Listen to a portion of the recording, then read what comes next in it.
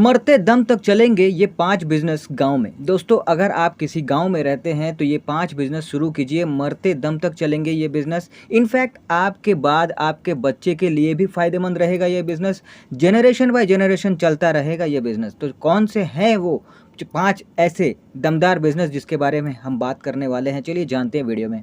तो सबसे पहला जो बिज़नेस है वो है सरसों तेल का बिज़नेस। इस बिज़नेस को 2 तरीके से आप कर सकते हैं। पहला तो ये कि अगर आपके पास ज़्यादा पैसा नहीं है तो आप बस किसानों से सरसों खरीदिए, उसका तेल निकालिए और अपने आसपास के एरिया में बिना पैकेजिंग के आप इसे सेल कीजिए।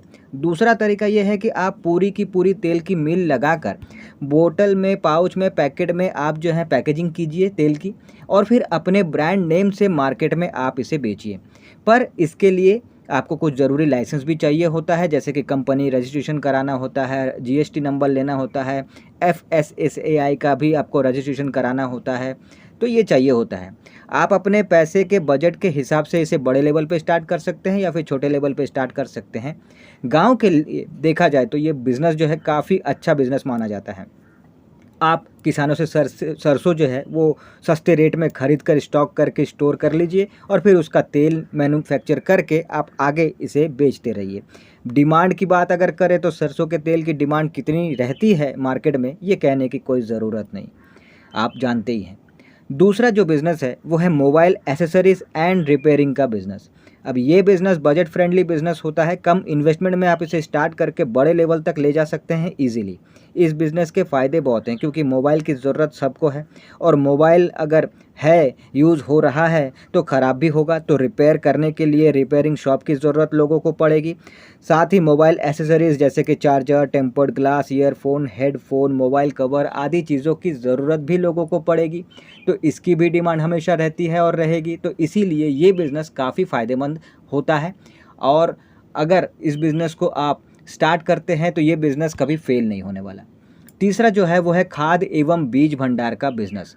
अब इसमें क्या है कि शुरू बीच में कुछ ऐसे ऑफ सीज़न आते हैं जिसमें 1-2 महीना 3 महीना जो है भले ही कुछ काम जो है आपका डाउन रहता है, पर बाकी टाइम जो है सीज़न के जो टाइम होते हैं इसमें आपकी इतनी सेल हो जाती है कि आप ऑफ सीज़न की जो आपकी जो नुकसान हुई है, जो आपकी इनकम कम हुई है या नहीं हुई है, वो आप भूल जाते हैं क्योंकि ये आपको इतना कमाई करके दे देता है। और गाँव के लिहाज से देखें तो गाँव के लिए ये दमदार बिज़नेस होता है। चौथा जो है वो है मिल्क कलेक्शन सेंटर का बिज़नेस। अभी इसे कंपनी के साथ मिलकर आप ज़ीरो इन्वेस्टमेंट में स्टार्ट कर सकते हैं।